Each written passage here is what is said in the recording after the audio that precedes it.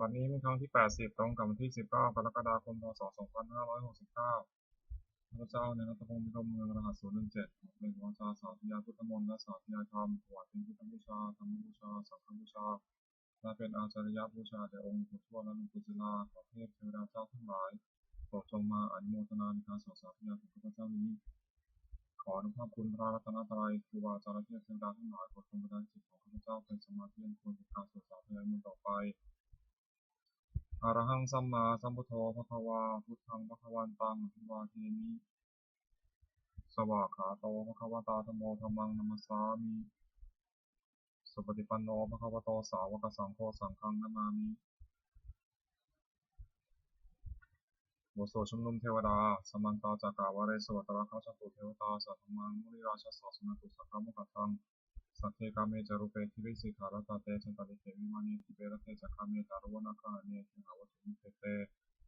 ภูมาจายิตุเทวาชาลสารวิสเมยขะกันทัพพนาคาติทันตาสันติเกยังมุญยวาระวะธนังสัทโวเมสุนันตุ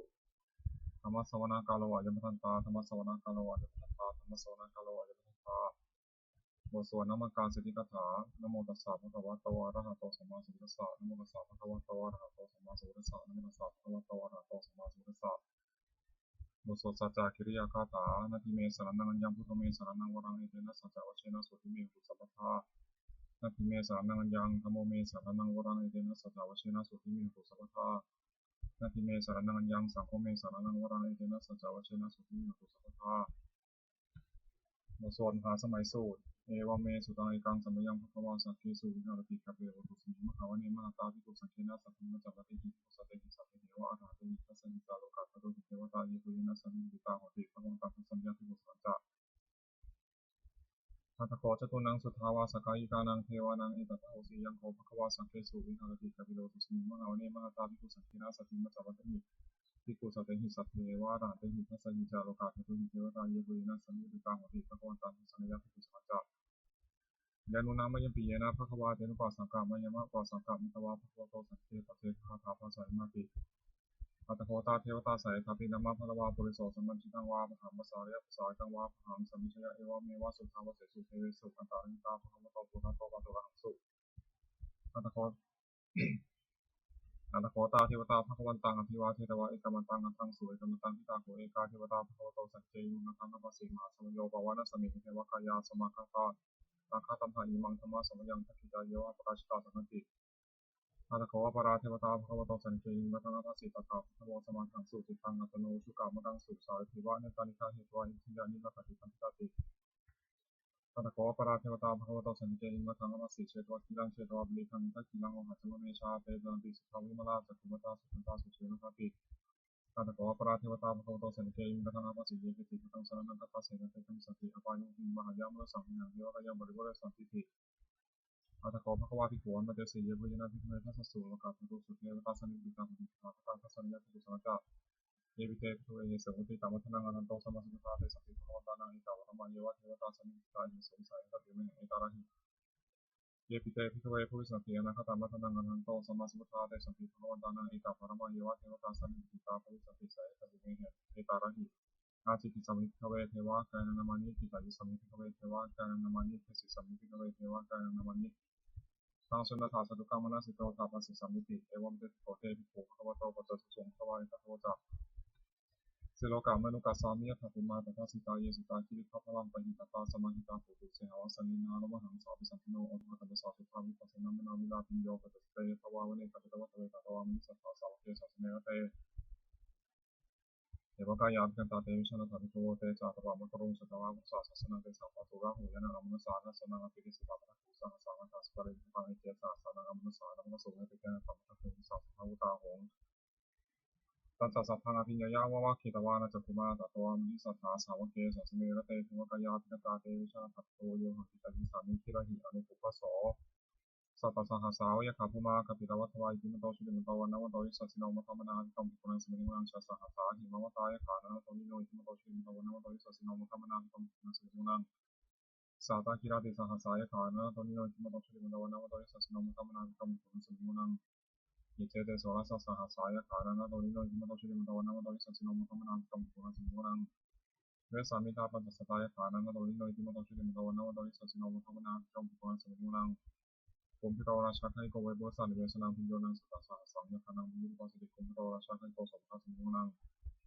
ปุริมันจัตทิสังราชาทรัตโถกสัสติพัฒนาธิปติมาราชายสัสสิสาวปุตติดาสาภาวันธมนามังคลายอิติมโตชุติมโตวันนวโดยสัสสิโนมัทมนาจอมปุกนังสมิมุนังทักขินันจัตทิสังราชาบุรุษโหตปาสัสติกุมพัฒนาธิปติมาราชายสัสสิสาวปุตติดาสาภาวันธมนามังคลายอิติมโตชุติมโตวันนวโดยสัสสิโนมัทมนาจอมปุกนังสมิมุนังปัจฉิมจัตติสังราชาบุรุษประกอบสัสสินิคณาธิปติมหาราชาสัสสิสาวปุตติดาสาภาวันธมนามังคลายอิติมโตชุติมโตวันนวโดยสัสสิโนมัทมนาจอมปุกนังสมิมุนังอุตรัญจัตติสังราชากเวโรตปาสัสสิยคณาธิปติมหาราชาสัสสิสาวปุตติดาสาภาวันธมนามังคลายอิติมโตชุติมโตวันนวโดยสัสสิโนมัทมนาภิกขุปุกนังสมิมุนังปุริมาทิสังฆตาระทอทักขิเนนวุณหโกปัจฉิมนารูปโกเวโรตังทิสัจจตารเตมหาราชาสมันตาเจโรทิสาทัตตามนาทังสุวเนขวิโรเทเตสังมยาวิโยทัสสากุญจนิกาสถาวิญญาณทุกเวทีทุกจักทุกโตชะรัตโนกรรมเสโตจากินุคันทุนิคันทุจาปนโตของยุตตัทิสุภวตริ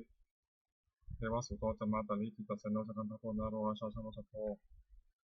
นาภูมิจัสสิโทเทวะเทมพโรโสยาวัชสาเอเตติมิจาราชโนคันทภาสาราชุวิมคัมนาภิกรรมบุคคลสมิโนนาคัคุณภาษานาคาวิสาราสหัตชกาคัมภวสตาคุปยภาษายติยมุนาคัตวะชาจาคุณกายสัสโนราวนอมนาโกสวะสมิโนนังเยนะคาราเชสหัสสาหรันติทิฆาทิชาปฏิวิสุทธัสสะโหยหายสัตเทวนามัชรตาจิตตาสุปนาอิติระสามังอภัยตถานาคาชานามาสิสุปนาโตเขมนาคาสุพุทโธสัตถิวัจยิวังอายันตานาคาสุปนาสารนามังคุพังชิตาวชิระหัตเถนะสมุทังสุราสิตาพัตโรวสาวสติทิมันโตยสัสสิโนกาลคัญชามหาสมาสุราธนังกัสสาหิวัตติสุติจามหารธมิทิสหัสสัพพุทธานังสัพเพโรตนามกาสันนิโตอภินิสนัง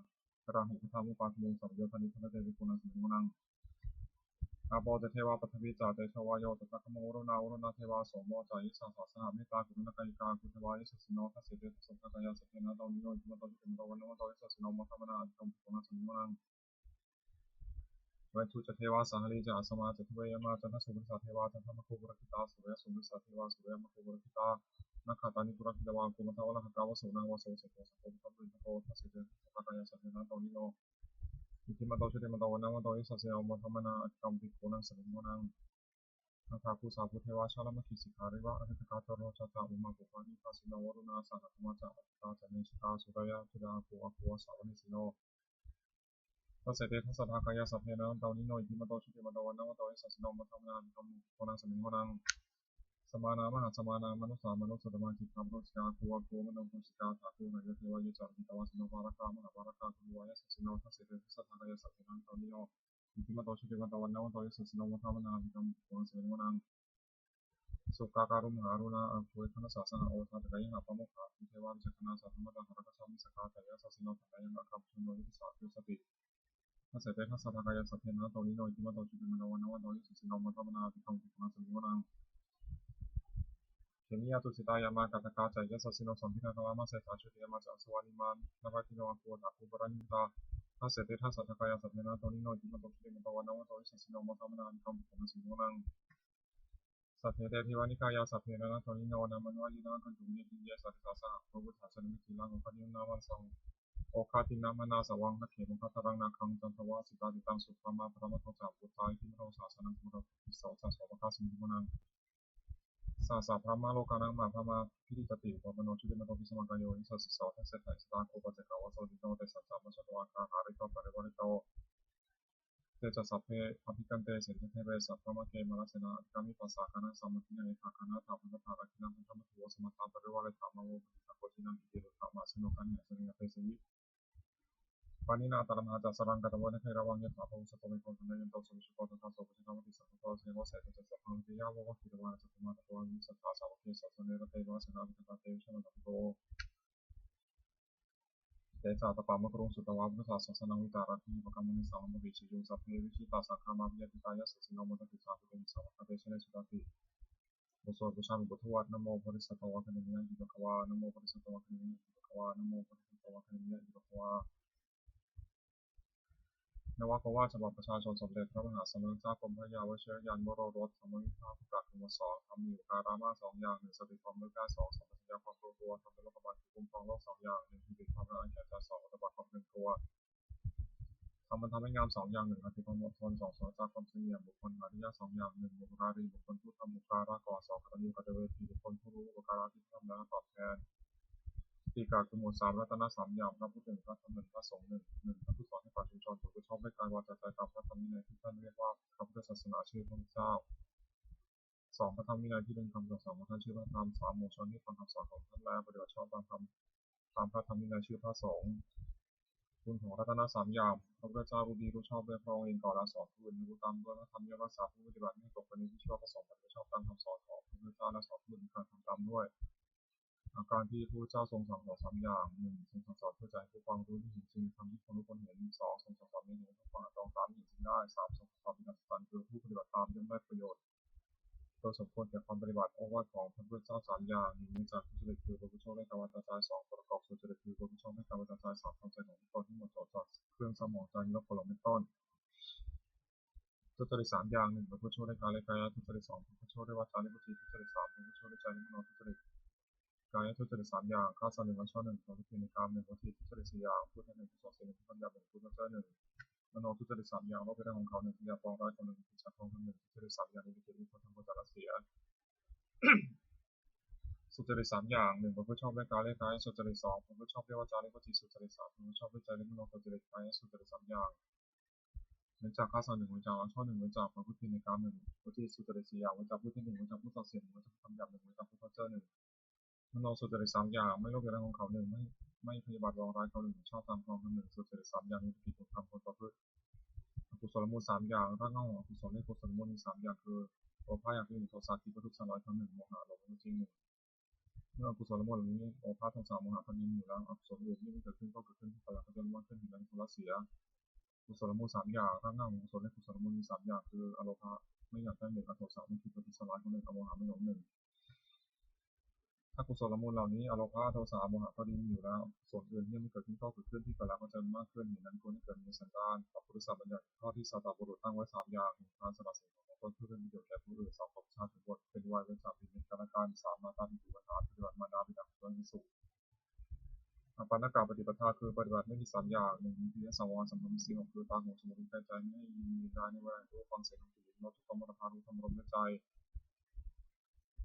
2โภชเนมัตตัญญิตารู้จักประมาณในการกินอาหารแต่พอสมควรไม่มากไม่น้อย3ชาคือยานิโรธประกอบความเพียรเพื่อจ่าชำระใจให้หมดจดไม่เห็นแก่นอนมากนัก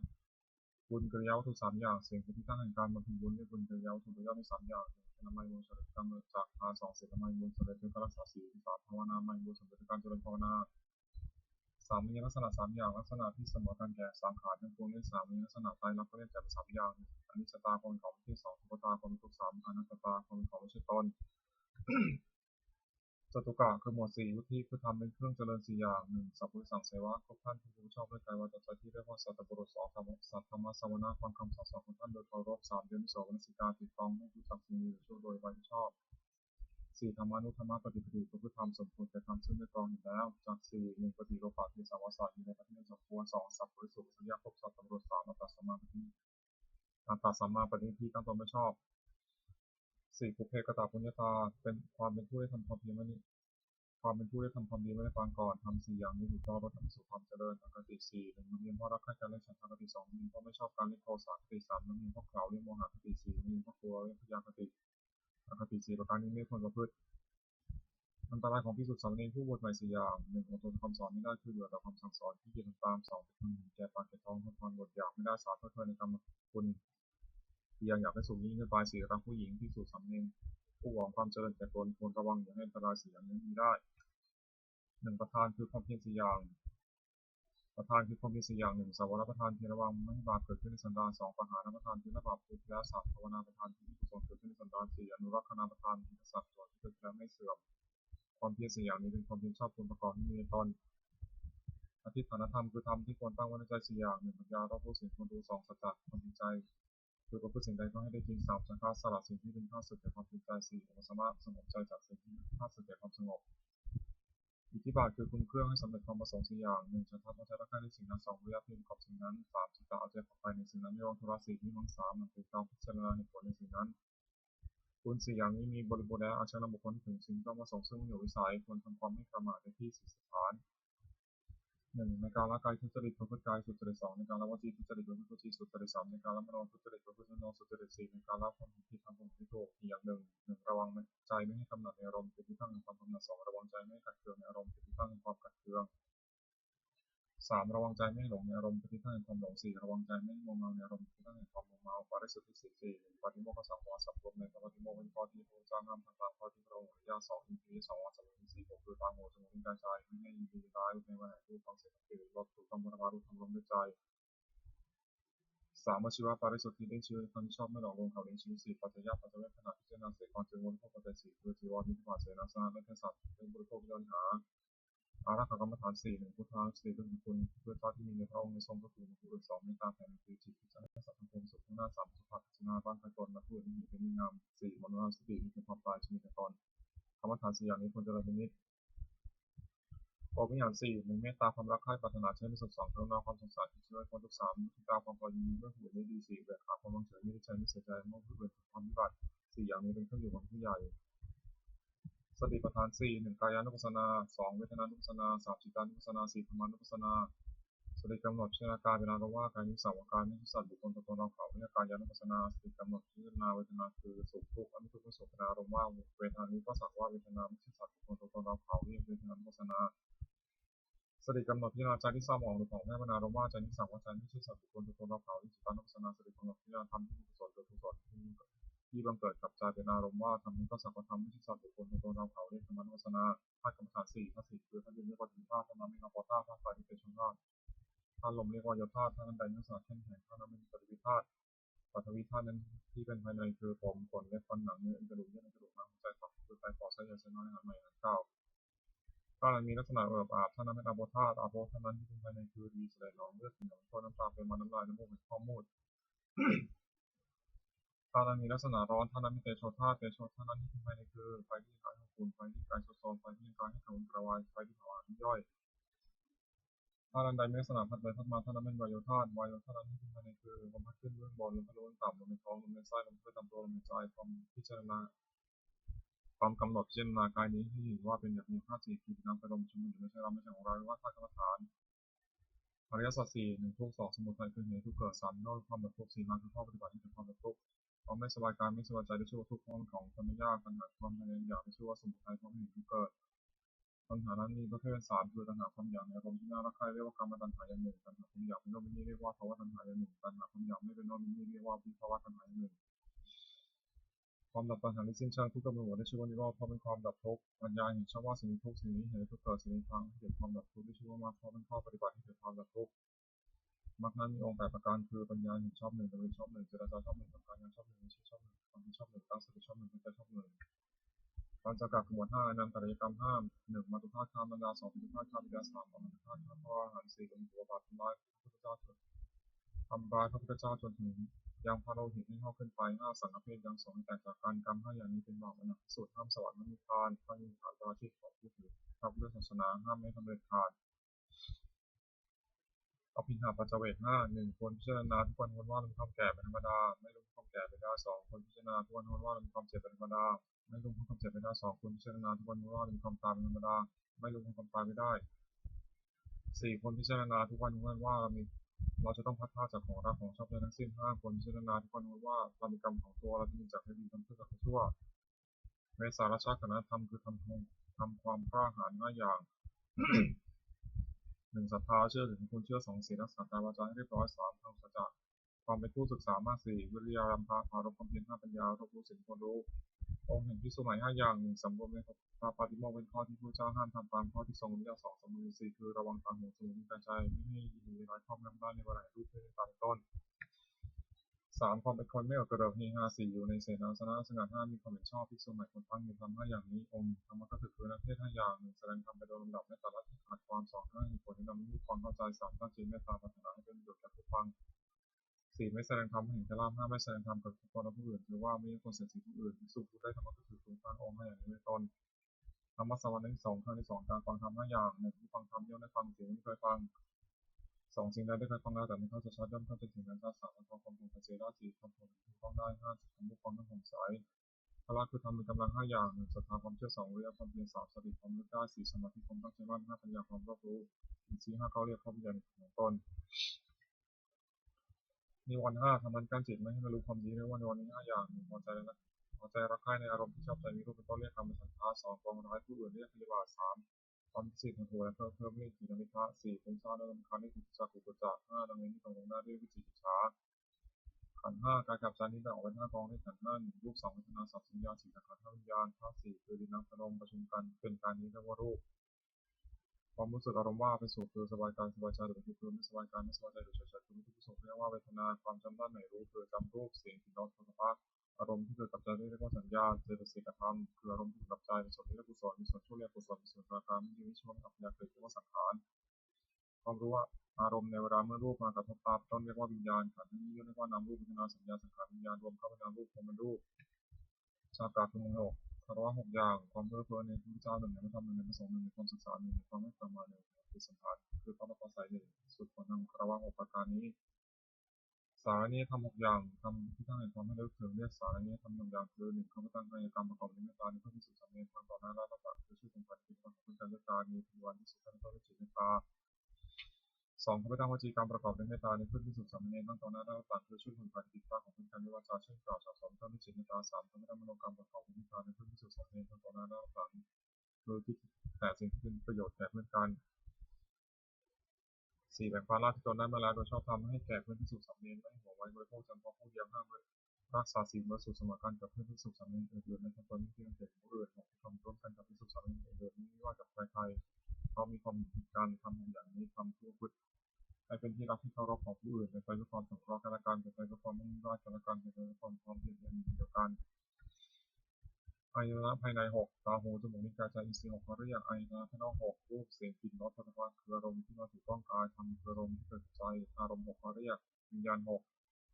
อาศัยรูปกระทบตาเกิดความรู้เพื่อเรียกจักรวิญญาณอาศัยเสียงกระทบหูเกิดความรู้เพื่อเรียกโสตวิญญาณอาศัยกลิ่นกระทบจมูกเกิดความรู้เพื่อเรียกคณวิญญาณอาศัยรสกระทบลิ้นเกิดความรู้เพื่อเรียกชิมหวิญญาณอาศัยโผฏฐัพพะกระทบกายเกิดความรู้เพื่อเรียกกายวิญญาณอาศัยธรรมเกิดกับใจเกิดความรู้เพื่อเรียกมโนวิญญาณสัมผัส6อายตนะภายในมีตาเป็นต้นอายตนะภายนอกมีรูปเป็นต้นวิญญาณมีจักรวิญญาณเป็นต้นกระทบกันในสัมผัสมีชื่อตามอายตนะภายในเป็น6คือจากสัมผัสโสตสัมผัสคณะสัมผัสชิวสัมผัสกายสัมผัสมโนสัมผัสเวทนา6สัมผัสนั้นเป็นปัจจัยเกิดเวทนาสุขบ้างทุกบ้างมีทุกข์สุขบ้างมีชื่อตามอายตนะภายในเป็น6คือจักขุสัมผัสชาเวทนาโสตสัมผัสชาเวทนาคณะสัมผัสชาเวทนาชิวสัมผัสชาเวทนากายสัมผัสชาเวทนามโนสัมผัสชาเวทนาธาตุ6 1ปฏิวิภาคชนิด2อัปภาคชนิด3เตชะธาตุชนิดไฟ4วายธาตุชนิดลม5กัสสธาตุชวามีกาย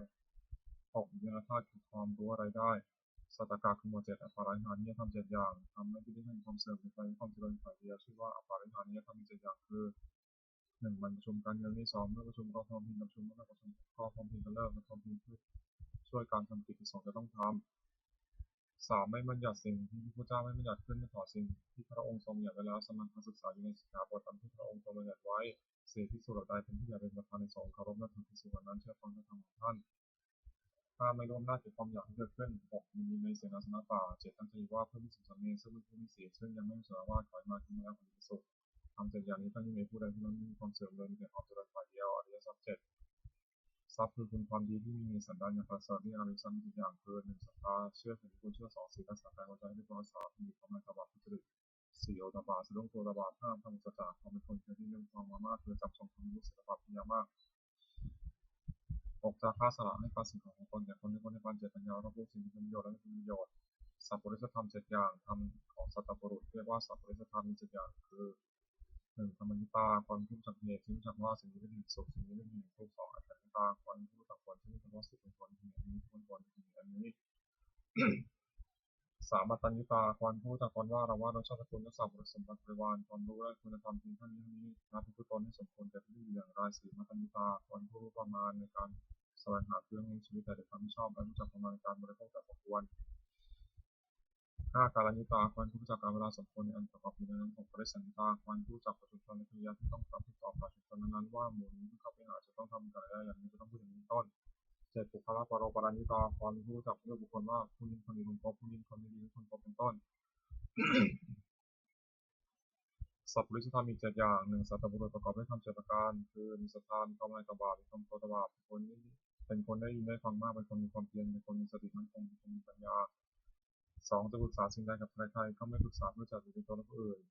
3จะคิดสิ่งใดก็ไม่คิดเพื่อจะหรือเป็นตัวและผู้อื่น4จะพูดสิ่งใดก็ไม่พูดเพื่อจะหรือเป็นตัวและผู้อื่น5จะทำสิ่งใดก็ไม่ทำเพื่อจะหรือเป็นตัวและผู้อื่นผมมีความเห็นชอบมีเห็นว่าทำดีได้ดีทำชั่วชั่วเป็นต้น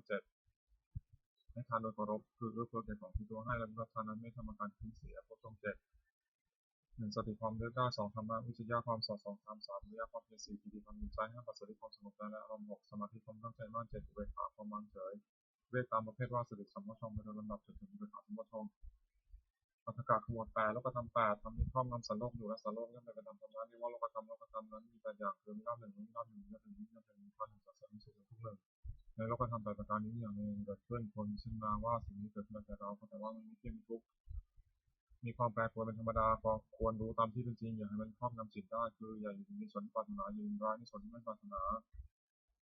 ลักษณะตัดสินธรรมวินัยแต่ละการทำเหล่าใดเป็นไปเพื่อความกำหนัดย้อมใจ1เป็นไปเพื่อความประกอบทุกข์1เป็นไปเพื่อความสะสมความกิเลส1เป็นไปเพื่อความอยากใหญ่1เป็นไปเพื่อความไม่สันโดษยินดีด้วยความมีอยู่คืนนี้แล้วอยากให้นั่น1เป็นไปเพื่อความคุยด้วยหมู่คณะ1เป็นไปเพื่อความเกลียดค้าน1เป็นไปเพื่อความยุ่งยาก1ทำเหล่านี้คุณว่าไม่ใช่ทำไม่ใช่วินัยไม่ใช่คำสั่งสอนของศาสดาทำเหล่าใดเป็นไปเพื่อความคลายกำหนัด1เป็นไปเพื่อความปราศจากทุกข์1เป็นไปเพื่อความเป็นไปเพื่อความไม่สะสมกองกิเลส1เป็นไปเพื่อความอยากกันน้อย1เป็นไปเพื่อความสันโดษมีด้วยผมมีอยู่1เป็นไปเพื่อความสงัดจากโมห1เป็นไปเพื่อความเพียร1เป็นไปเพื่อความเลี้ยงง่าย1ทำเหล่านี้คุณว่าเป็นธรรมวินัยคำสั่งสอนของศาสดามรรคมีองค์8 1สัมมาทิฏฐิปัญญาเห็นชอบคือเห็นอริยสัจ4 2สัมมาสังกัปปะไม่ชอบคือดำริ2สักกรรม1ดำรินั้นไม่พิบัติ1ดำรินั้นไม่มีเพียง1 3สัมมาวาจาเจรจาชอบคือเว้นจากวจีทุจริต4 4สัมมากัมมันตะทำการงานชอบคือเว้นจากกายทุจริต3 5สัมมาชีวะเลี้ยงชีวิตชอบคือเว้นจากความเลี้ยงชีวิตโดยความที่ผิด6สัมมาวิญญาณชอบคือเพียรในที่4สถาน7สัมมาสติเลิกชอบคือระลึกในสติทั้ง4 8สัมมาสมาธิตั้งใจว่าชอบคือเจริญทั้ง4ในองค์มรรคทั้ง8นั้นเห็นชอบดำริชอบสงฆ์เข้าในปัญญาสิกขาวาจาชอบการงานชอบเลี้ยงชีพชอบสงฆ์เข้าในศีลสิกขาที่ชอบเลิกชอบตั้งใจว่าชอบสงฆ์เข้าในจิตสิกขานวากาคือหมวด9มาละคือมาทิ้ง9อย่างโกรธ1ลบหลู่บุญคุณท่าน1วิสัยญาณ1ตานี1มายา1มรรควน1พูดคน1มีความปรารถนาละมุก1ผิด1สกัดคือหมวด10อาภุผลกรรมบท10จัดเป็นกายกรรมคือทำด้วยกาย3อย่าง1ปาณาติบาตทำชีวิตสัตว์ให้ตกล่วงฆ่าสัตว์2อธินาทานเหลือสิ่งของที่เจ้าของไม่ได้ให้ด้วยกันขโมย3การมีสุชาจารพระพุทธิกรรมจัดเป็นกิจกรรมคือทำด้วยวาจา4อย่าง4มุสาวาทพูดเท็จ5สุนัยวาจาพูดส่อเสียด6พรุษาวาจาพูดคำหยาบ7สัมภปราบาพูดเพ้อเจ้อจัดเป็นมโนกรรมคือทำด้วยใจ3อย่าง8และชาโลกเป็นของเขา9พยาธิมองให้เขาสิ่งที่ฉันติที่จากของทำกรรม10อย่างนี้เป็นธรรมะไม่ควรดำเนินกุศลกรรมบท10จัดเป็นกายกรรม3อย่าง1ปาณาติปาตาวรมีวิจารทำชีวิตสัตว์ตกล่วง2อธินาทนาวรมีวิจารคือรับสิ่งของที่เจ้าของไม่ได้ให้ด้วยกันขโมย3กรรมมีโสชาตาราวรมีวิจารต่อคุณกรรมจัดเป็นวจีกรรมคือทำด้วยวจา4อย่าง4มุสาวาทาวรมีวิจารพุทธ5ปิสุรายะวาจายาวรมีวิจารพุทธเศษ6ปรุสัญญาวาจายาวรมีวิจารคำหยาบ7สัมภปราปาวรมีวิจารพุทธเจ้าจัดเป็นมโนกรรมคือทำด้วยใจ3อย่าง8อนาทิชาไม่ลบเรื่องของเขา9อภิวาทไม่พยาของรักเขา10สมาธิถึงชอบทำกองทำกรรม10อย่างนี้ได้ทำบุญคุณดำเนินบุญกริยาวัตถุ10อย่าง1พานามัยมุสลิมการมาจากการ2ศีลไมัยมุสลิมการศาสตร์3ภาวนามัยมุสลิมการเจริญภาวนา4อภิเจรนามัยมุสลิมการพูดของตนแก่ผู้ใหญ่5วิริยะวัจนัยมุสลิมการที่ผลปฏิบัติชอบ6ปฏิภานามัยมุสลิมการให้ส่วนบุญ7ปัตตานุโมทนามัยมุสลิมการอนุโมทนาส่วนบุญ8ธรรมสวนัยมุสลิมการของธรรม9ธรรมเทศนามัยมุสลิมการแสดงธรรม10กิจกรรมการทำของที่ตรงคำที่บรรพชิตคนพิจารณา1 10อย่าง1บรรพชิตคนพิจารณา1ว่าบัดนี้เรามีเทศศาสตร์ขนาดและอาการกิริยาใดๆของสมาต้องทำการกิริยานั้นๆ2บรรพชิตคนพิจารณา1ว่าความเป็นชีพของเราเรื่องด้วยผู้อื่นเราควรทำตัวให้เขาเรียบง่าย3บรรพชิตคนพิจารณา1ว่าอาการกายวาจาอย่างอื่นที่เราจะต้องทำให้ดีขึ้นไปกว่านี้ยังมีอีกไม่ใช่เท่านี้4บรรพชิตคนพิจารณา1ว่าตัวของเราเองถือใจตัวของเราเองเป็นศีลหรือไม่5บรรพชิตคนพิจารณา1ว่าผู้ให้ผู้รับถือใจเราเป็นศีลหรือไม่6บรรพชิตคนพิจารณา1ว่าเราจะต้องพัดพาจากของรักของชอบใจทั้งนั้น7บรรพชิตคนพิจารณา1ว่าเรามีการมาถึงตัวเราทำจากไม่ดีนั้นช่วยกันไม่ชั่ว8บรรพชิตคนพิจารณา1ว่ามันคือล่วงไปแบบนี้เราทำอะไรอยู่9บรรพชิตคนพิจารณา1ว่าเรายินดีที่สง่าหรือไม่10บรรพชิตคนพิจารณา1ว่าคุณพิเศษของเรามีอยู่หรือไม่ที่จะให้เราเป็นผู้ไม่เคอะเขินในวาระขึ้นบรรพชิตฐานในการภายหลังนาถากนธรรมคือทำเพื่อ10อย่าง 1 4รักษากายวาจาให้เรียบร้อย2พระองค์สัจจะความผู้ได้สลับตับความมาก3กัลยาณมิตรตาความผู้มีเพื่อนงาม4สวัสดิตาความผู้ว่าง่ายสอนง่าย5กินเคยมีสุขตาความขยันจะใส่ในกิจวัตรของผู้ที่สุขสำเร็จ6ธรรมะกรรมตาความใคร่ทั้งชอบ7วิริยะพินเพื่อจะละความชั่วประพฤติความดี8สันโดษยินดีด้วยพระนุ่มพระหกมหาชนนั่งระยากันกันได้9สติจำการนี้ได้ทำและคำพูดแล้วไม่นานได้สิปัญญาก็บนกองสังขารตามจริงอย่างไรคาถาวัตถุด้วยถ้อยคำที่ควรพูด10อย่าง1อภิชาคาถาถ้อยคำชักนำให้มีความปรารถนาน้อย2สัตตุติคาถาถ้อยคำชักนำให้สันโดษยินดีด้วยปัจจัยกันกันได้3ปวิเวกคาถาถ้อยคำชักนำให้สงัดกายสงัดใจ4สังสักขคาถาถ้อยคำชักนำให้รักคนที่หมู่5วิริยารัมภคาถาถ้อยคำชักนำให้บารความเพียร6ศีลคาถาถ้อยคำชักนำให้ตั้งอยู่ในศีล7สมาธิคาถาถ้อยคำชักนำให้ใจให้สงบ8ปัญญาคาถาถ้อยคำชักนำให้กับปัญญา9วิมุตติคาถาถ้อยคำชักนำให้เข้าใจพ้นจากกิเลส10วิมุตติญาณทัศนคาถาถ้อยคำชักนำให้เกิดความรู้ความเห็นในความเข้าใจพ้นจากกิเลส อนุสติคืออารมณ์ที่ควรระลึก10ประการ1พุทธานุสติระลึกถึงคุณของพระพุทธเจ้า2ธรรมานุสติระลึกถึงคุณของพระธรรม3สังฆานุสติระลึกถึงคุณของพระสงฆ์4ศีลานุสติระลึกถึงศีลของตน5จาคานุสติระลึกถึงทานที่ตนบริจาคแล้ว6เทวตานุสติระลึกถึงคุณที่ทำให้บุคคลเป็นเทวดา7มรณสติระลึกถึงความตายที่จะมาถึงตอน8กายคตาสติระลึกทั่วไปในกายให้เห็นว่าไม่งามไม่ติดโสโครก9อานาปานสติตั้งสติกำหนดลมหายใจเข้าออก10อุปสมานุสติระลึกถึงคุณพระนิพพานซึ่งเป็นที่นับกิเลสและกองทุกข์ ปกิณกะคือหมดกิเลสหมดกิเลสคือโทษเครื่องสมอง16อย่าง1อภิชาวิสัมมาโลภะละโมบไม่สม่ำเสมอความใน2โทสะและกล่าว3โทษโกรธ4ปัญหาผูกกดไว้5มัคคาลปุคุณท่าน6ปราสาทติเสมอคือยกคุณท่าน7ทิสาริษยาคือหินเขาได้ดีพึงอยู่ไม่ได้8มัชฌิยะตันหนึ่ง9มายามัญญาคือเจเล่10สัพพยะโอวัน11ธรรมพังมุด้12สารพัดคดี13มานาติตัว14อภิมานาติ15 15มาทำมุมา16สมาทำเลิศ โพธิปักขิยธรรม37ประการสติปัฏฐาน4สัมมาปัฏฐาน4อิทธิบาท4ศีล5พละ5ผู้ทรงเจริญมรรคมีองค์8วิธีปฏิบัติจตุกะกรรมกิเลสกรรมครึ่งสมอง4อย่าง1ปาณาติบาตทำชีวิตสัตว์ตกโลก2คุณธรรมถึงเอาสิ่งของที่จะหมดไปได้ให้ด้วยการขโมย3กรรมมีสมุทฐานการต้องพิจารณา4มุสาวาทพูดเท็จกรรม4อย่างนี้นักปราชญ์ไม่สันเลยอบายมุขคือเหตุเครื่องเชื่อมหา4อย่าง1ความเป็นนักเลง2ความเป็นนักเลงสุรา3ความเป็นนักเลงเล่นการพนัน4ความคบคนชั่วประเภทโทษ4ประการนี้มีผลประกอบที่ทำให้การประโยชน์คือประโยชน์ในปัจจุบัน4อย่าง 1ฐานะสมถะถึงความรู้ความหมายในการประกอบกิจมีชีวิตการเรียนการศึกษาเราเรียนการเรียนการทำธุระหน้าที่ของตนมี2อรักษาสมถะถึงความรักษาคือรักษาทรัพย์ที่แสวงหามาได้ด้วยความหมายไม่ให้เป็นอันตรายคนอื่นรักษาการของตัวไม่ให้เสื่อมเสียไปก็ดี3กัลยาณมิตรตาความเป็นเพื่อนคนดีในความชั่ว4สมาชีวิตตาความมีชีวิตตามสมควรแก่กำลังทรัพย์ที่หาได้ไม่ให้เปิดเผยไม่ฟูมไฟนะ สัมปรายิกหาประโยชน์คือประโยชน์ภายใน4อย่าง1ศรัทธาสัมปทานถึงความไม่ศรัทธาคือเชื่อถึงคุณเชื่อว่าทำดีได้ดีช่วยได้ช่วยเป็นต้น2ศีลสัมปทานถึงความไม่ศีลคือรักษากายวาจาได้ดีไม่มีโทษ3จาระสัมปทานถึงความไม่การบริจาคทานในการเฉลี่ยสิ่งให้แก่ผู้อื่น4ปัญญาสัมปทานถึงความไม่ปัญญารู้จักบาปบุญทุกประโยชน์ไม่ใช่ประโยชน์เป็นต้นมิตรปฏิรูปคือคนเพียรมี4จำพวก1คนบอกเล่า2เรียนผู้3คน1คนจบ4คนผู้ชั่วในการชิบหายคน4จำพวกนี้มีคน4จำพวกนี้ไม่ใช่มิตรแต่เป็นคนที่มิตรไม่ควรพบ 1คนปอกรอบมีลักษณะ4ทำได้ภายใน2สิ่งมาที่ทำให้ได้มาก3ไม่มีการแก่ตัวสุภาพปกติของเพื่อน4พบเพื่อนต้องเห็นแก่ประโยชน์ของตัว2คนที่จะพูดมีลักษณะ4แก่ของของแม่มาปราศัย2อ้างเอาของที่ยังมีมาปราศัย3สองข้อไม่สิ่งขัดประโยชน์ไม่ได้4ออกปรับไม่ได้3คนหัวประจบมีลักษณะ4 1จะทำชั่วก็คอยตาม2จะทำดีก็คอยตาม3ต่อหน้าว่าสรรเสริญ4ระดับท่านนินทา4คนชักชวนในทางชิบหายมีลักษณะ4 1ชักชวนดื่มน้ำมา2ชักชวนเที่ยวกลางคืน3ชักชวนให้มัวเมาในการเล่น4ชักชวนเล่นการพนันมีแค่4พวก 1มีอยู่การะ2มีร่วมสุขร่วมทุกข์3มีได้ประโยชน์4มีความรักใคร่มีสิ่งพวกนี้เป็นมีใครคนพบ1มีการะมีลักษณะ4 1ป้องกันเพื่อนผู้ประมาทและ2ป้องกันทรัพย์สมบัติของเพื่อนผู้ประมาทและ3ไม่มีใครเป็นที่พึ่งพำนักได้4ไม่มีพลาชีออก2ไม่เกิดกับที่ออกปาก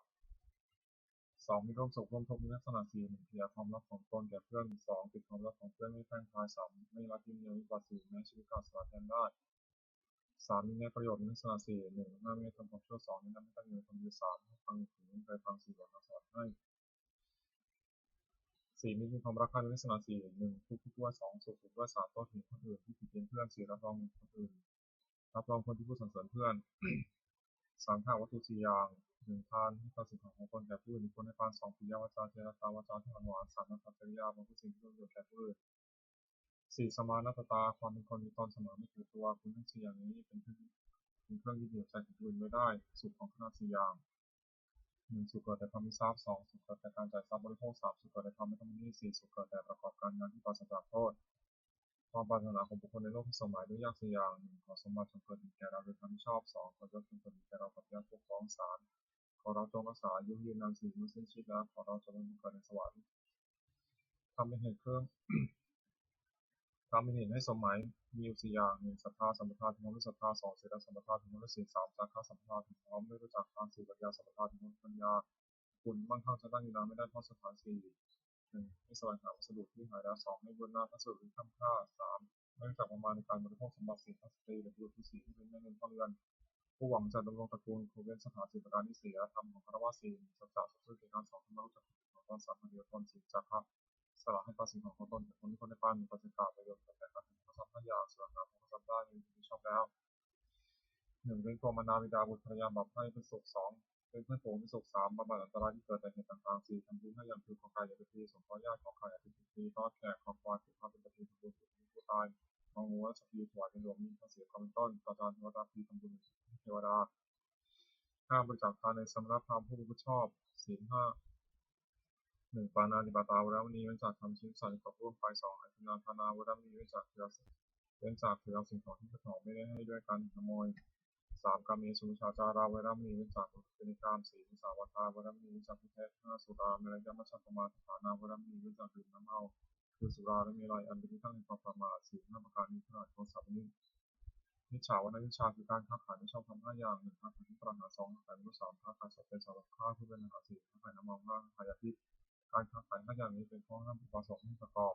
สมบัติของอุบาสก5ประการ1ประกอบด้วยศรัทธา2มีศีลบริสุทธิ์3ไม่ถือมงคลอื่นขาดผู้เชื่อกรรมไม่เชื่อมงคล4ไม่แสวงหาเกียรติบุญนอกพุทธศาสนา5บำเพ็ญบุญแต่ในพุทธศาสนาอุบาสกพึงตั้งอยู่ในสมบัติ5ประการและเว้นจากวิบัติ5ประการซึ่งนี้ผลิตจากสมบัตินั้นชักกาที่6 1ปุราธิมทิศที่ต้นหน้ามารดาบิดา2ปัจฉิมทิศที่ข้างขวาอาจารย์3ปัจฉิมทิศที่ข้างหลังบุตรภรรยา4อุตรทิศที่ข้างซ้ายมิตร5เหตุทิศที่ข้างต่ำลาว6อุปริมทิศที่ข้างบนสมณพราหมณ์1ปุราธิมทิศที่ข้างหน้ามารดาบิดาบุตรพึงบำรุงด้วยสถาน5 1ท่านได้เลี้ยงมาแล้วเลี้ยงท่านตอบ2ทำผิดถึงท่าน3ดำรงสกุล4คือตนให้เป็นคนรับทรัพย์มรดก5เมื่อท่านรู้รับแล้วทำบุญอยู่ที่นี่ท่านมารดาบิดาได้รับบำรุงชนีแล้วย่อมอนุเคราะห์บุตรที่สถาน5ไม่ทำความชั่ว2ให้ตั้งอยู่ในธรรมดี3ศึกษาศิลปะวิทยา4ทำพยานสุขคนให้5มอบสมท่านในสมัย2ถัดถึงนาทีที่ข้างขวาอาจารย์4พึงบำรุงด้วยสถาน1นิ้วคือรับ2นิ้วเคารพไปยืนเคารพใช้3ด้วยเชื่อฟัง4ด้วยปาก5ด้วยเรียนศิลปะวิทยาโดยเคารพอาจารย์ได้รับบำรุงชนีแล้วย่อมอนุเคราะห์4ด้วยสถาน1แนะนำดี2ให้ได้ดี3บอกศิลปะสิ้นเชิงไม่ถือประกำทาง4ยกย่องให้ปรากฏในเพื่อนฝูง5ทำความป้องกันในที่ทั้งหลายคือจะไปที่ทางไหนก็ไม่อดอยาก3ปัจฉิมทิศที่ข้างหลังภรรยาสามีคือมือนู้สถาน5 1โดยย่อมนับถือว่าเป็นภรรยา2ด้วยไม่ต้องมี3ด้วยไม่ประพฤติร่วมกัน4ด้วยมอบความใหญ่ให้5ด้วยให้เครื่องแต่งตัวภรรยาได้รับบำรุงชนีแล้วย่อมมาเคาะสามีด้วยสถาน5 1จัดการงานที่2ทรงเคราะห์ค่อนข้างอย่างบริ3ไม่ประพฤติร่วมใจผัว4รักษาทรัพย์ที่ผมทำมาได้ไว้5ขยันไม่ติดค้างกิจการไม่ทวง4อุตราที่ต้องซ้ายมีตัวระบุพึงมองด้วยสถาน5 1วิธีการ2ไม่เจรจาที่ทำให้เรา3ด้วยประโยชน์4ด้วยความเป็นผู้มีตนเสมอ5ด้วยไม่แกล้งกล่าวให้ข้าจากความเป็นจริงมีแต่รับบำรุงชนีแล้วย่อมรับความประเบิดสถาน1รักษามีผู้ประมาทแล้ว2รักษาทรัพย์ของมีผู้ประมาทแล้ว3เมื่อมีใครเอาเป็นที่พึ่งพิงได้4ไม่ละทิ้งยังวิบัติ5นับถือตลอดวงของมิตร5เหตุที่ต้องตามบานายคือมูลงด้วยสถาน1ด้วยจัดการงานให้ตามสมควรในกำลัง2ไม่ให้อาหารและรางวัล3ด้วยรักษาพยาบาลในเวลาเจ็บไข้4ด้วยแจกของและแต่ผ่ากิน5ด้วยปล่อยสมัยกล่าวได้รับบำรุงชนีแล้วย่อมรับเคราะห์นายด้วยสถาน1คุณทำการเงินต่อนาย2ด้วยการงานที่นาย3ถือเอาแต่ของที่นาย4ทำการงานที่ขึ้น5นำบุญของนายไปเสริมในที่นั้น6องค์ประเด็นที่พิบูลสำหรับตามกระบวนการมือวิสาน1วิทยากรรมทำอะไรประกอบเมตตา2ดูจิตกรรมพูดอะไรประกอบเมตตา3ด้วยมโนกรรมคิดอะไรประกอบเมตตา4ด้วยความเป็นผู้ไม่ติดประตูคือมิได้ห้ามเข้าบ้านเรือน5ไม่ให้มีสถานสำนักธรรมได้รับบำรุงชีวิตนั้นและความกระบวนการ6 1ห้ามไม่การทำความชั่ว2ไม่ได้ในความดี3อนุเคราะห์ด้วยน้ำใจงาม4ให้ได้ฟังสิ่งที่เคยฟัง4 5ทำสิ่งที่เคยฟังแล้วอาจารย์6บอกการสอนให้ อบายมุขคือเหตุเครื่องชิบหาย6 1โดนน้ำมา2เที่ยวกลางคืน3ที่ดูการเล่นสีเล่นการพนัน5ควบคุมชนมิตร6ผิดพลาดทำการงาน1โดนน้ำมันเพื่อ6 1เสียทรัพย์2การทะเลาะวิวาท3เกิดโรค4ต้องผิดเพี้ยน5ไม่จัดการ6การละปัญญา 2เทียบกันคือมีโทษ6 1ชื่อว่าไม่รักษาตัว2ชื่อว่าไม่รักษาลูกเมีย3ชื่อว่าไม่รักษาทรัพย์สมบัติ4เป็นที่ตะวันหนึ่งทั้งหลาย5มักถูกใส่ความ6ได้รับความลำบากมาก3เทียบดูกันและมีโทษตามวัตถุที่วิดีโอ6 1รำที่ไหนที่นั่น2ขับร้องที่ไหนที่นั่น3มี4ดีกาที่ไหนที่นั่น4เสียค่าที่ไหนที่นั่น5เพลงที่ไหนที่นั่น6เธอที่ไหนที่นั่น4เล่นการพนันมีโทษ6 1ไม่ชนะย่อมก่อเวร2ไม่แพ้ย่อมเสียและทรัพย์ที่เสียไป3ทรัพย์ย่อมชิบหาย4ไม่มีใครที่ไม่มีใครเชื่อถือถ้อยคำ5เป็นที่มีประมาทของเพื่อน6ไม่มีใครประสงค์จะแต่งงานด้วย5คบคนชั่วเป็นนี้มีโทษตามบุคคลที่คบ6 1นำให้เป็นนักเลงการพนัน2นำให้เป็นนักเลงเจ้าชู้3นำให้เป็นนักเลงเหล้า4นำให้เป็นคนลวงเขาด้วยของปลอม5นำให้เป็นคนลวงเขาซึ่งหน้า6นำให้เป็นคนดอกไม้6เขตท่าทำการงานมีโทษ6 1มักให้อ้างว่าหนาวนักและไม่ทำการงาน2มักให้อ้างว่าร้อนนักและไม่ทำการงาน3มักให้อ้างว่าเวลาเย็นแล้วและไม่ทำการงาน4มักให้อ้างว่ายังเช้าอยู่และไม่ทำการงาน5มักให้อ้างว่าอยู่การและไม่ทำการงาน6มักให้อ้างว่าขาดหายและไม่ทำการงานผู้หวังความเจริญด้วยพวกทรัพย์พึงไม่เห็นเพื่อชิงหัวกันที่เสียปฏิภณคาถายาวเทวตาสันติวิหาร่างวาสนีภูเบศเรปฏิคเนตันหิตันหิทัตมะทะเนนะพวันตุพุชิตาสติงกรวิภาวิหารามันทะเรเทราจมชานมกาสุทวสารามิกาธนามติวสากาคามาจติสานิธมาจิสาราสปานุพุตาสุติตามุตุเตชาราพุชายติจาอันทสัมภวาสังเสกชาตาทโวปปาติการนิยานิกังธรรมวรังปฏิเจเตสัพพิตุปัสสะกโรตุสังขยังอาตุชิรังสตังธโมธรรมธราตุบุคลาสัพพตุสมะควะภายะสัยตายะตะอนิรักขันสมโมสวิจิตรรมะเจริญวุฒิสัมมาตุญญามาธเมหะเรปะวุติเตปัสสนาโหตุสัพพิมิปันโนพระสัสเนสัมมาทรังภวะฉันโตคามิเทโวภวะสโตวุฒิภวะยะสัตตังสมิทังมิตุมิทังมิมาตาปิตาจัตตาชังนิจังรักขุตตังทวังธรรมยาราชนกชังรักขุสัพพะเทวตาอุโยชนะคาถาทุกขปตาสมิทธาพยาปตาสมิทยาสุขปตาสมิโสกังทุสัพพิจินานิโนเอตาวดาจันติสัมตังมิสัมปทังสัพพิเทวานุโมตุสัพพะสัมปติสิทธิยาทานังทันตุสัพพยาสิรังนักขุสัพพะภาวนาเพื่อตังสุขันตุเทวตานุตาสุมังคลคาถาหกตุสัพพังสุมังคลังนักขุสัพพเทวตาสัมพุทธังมุนาสัพพิปุณินันตังหกตุสัพพังสุมังคลังนักขุสัพพเทวตาสัมพุทธังมุนาสัพพิปุณินันตังหกตุสัพพังสุมังคลังนักขุสัพพเทวตาสัมพุทธังคารุภาวนาสัพพิโนตุวินันตังสัพพิพุทธาพระปตาปเจกันันเจมพลังอหันตันจัตติชนะนักขมุตมิสัพโสสัพพิพุทธาพระปตาปเจกันันเจมพลังอหันตันจัตติชนะนักขมุตมิสัพโสสัพพิพุทธาพระปตาปเจกันันเจมพลังอหันตันจัตติชนะนักขมุตมิสัพโสสัพพิพุทธาพระปตาปเจกันันเจมพลังอหันตันจัตติชนะนักขมุตมิสัพโสสัพพิพุทธาพระปตาปเจกันันเจมพลังอหันตันจัตติชนะนักขมุตมิสัพโสสัพพิพุทธาพระปตาปเจกันันเจมพลังอหันตันจัตติชนะนักขมุตมิสัพโสสัพพิพุทธาพระปตาปเจกันันเจมพลังอหันตันจัตติชนะนักขมุตมิสัพโสสัพพิพุทธาพระปตาปเจกันันเจมพลังอหันตันจัตติชนะนักขมุตมิสัพโสสัพพิพุทธาพระปตาปเจกันันเจมพลังอหันตันจัตติชนะนักขมุตมิสัพโสหมดแผ่เมตตาให้ตนเองหาสุขโตนี้ขอให้ข้าพเจ้ามีความสุขหาวิมุตตินี้ขอให้ข้าพเจ้าปราศจากความทุกข์หาวิโรจน์นี้ขอให้ข้าพเจ้าปราศจากเวรหามัพยาปโชนี้ขอให้ข้าพเจ้าปราศจากอุปสรรคร้ายทั้งปวงสุขียตานังปริหารามิขอให้ข้าพเจ้าจงมีความสุขกายสุขใจรักษากายวาจาใจให้พ้นจากความทุกข์ไปทั้งปวงเถิดบทสวดแผ่เมตตาสรรพสัตว์ทั้งหลายสัพเพสัตตาสัตว์ทั้งหลายที่มีทุกข์เกิดเจ็บตายที่บันทึกทั้งสิ้นอาวัฏหุตุโสเถิดอย่าได้มีเวรกับกันเลยอัพยาปชาของตูตนเป็นสุขสุขเถิดอย่าได้มีเวรซึ่งกันและกันเลยมีทางของตูตนเป็นสุขสุขเถิดอย่าได้มีความทุกข์กายทุกข์ใจเลยสุขียตานังปริหาราตัวตนมีความสุขกายสุขใจรักษาตนให้ได้ทั้งสิ้นเถิดหมดแผ่เมตตาอุทิศสัพเพสัตตาสัพพะวัตถุอัปราสุขาชีวิโนขอสัตว์ทั้งหลายมีเวรกับกันและกันเลยจงเป็นผู้ดำรงที่อยู่เป็นสุขทุกเมื่อเถิดจะตั้งมีดำรังมันอย่างสัพพิทัพพิผู้นิเตขอสัตว์ทั้งหลายจงได้โสดผลบุญพระเจ้าได้มาเป็นด้วยกายวาจาใจแล้วนั่นเถิด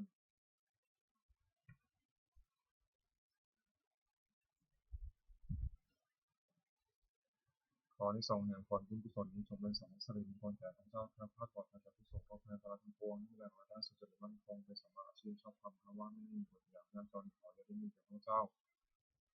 ขอให้ข้าพเจ้ามีสัมมาทิฏฐิตั้งมั่นในคำสอนขององค์สมเด็จพระสัมมาสัมพุทธเจ้าดำรงอยู่ในความดีงามตลอดกาลนานทั้งขอเทพเทวดาทั้งหลายที่ได้อนุโมทนาสารการในบุญกุศลนี้โปรดประสิทธิ์ประสาทพระน้ำสงฆ์ไม่ว่ามีคนเป็นสุวัตมงคลหรือวัตถุดิบถือบนมหายานวิศิลาลงทุนถึงคุณมงคลศักดิ์สิทธิ์อมุเลตจัดตั้งขึ้นให้เกิดในพุทธานุภาพเทวนาภาพและฤทธานุภาพศักดิ์สิทธิ์อำนวยผลนิสิตมงคลแก่ผู้ครอบครอง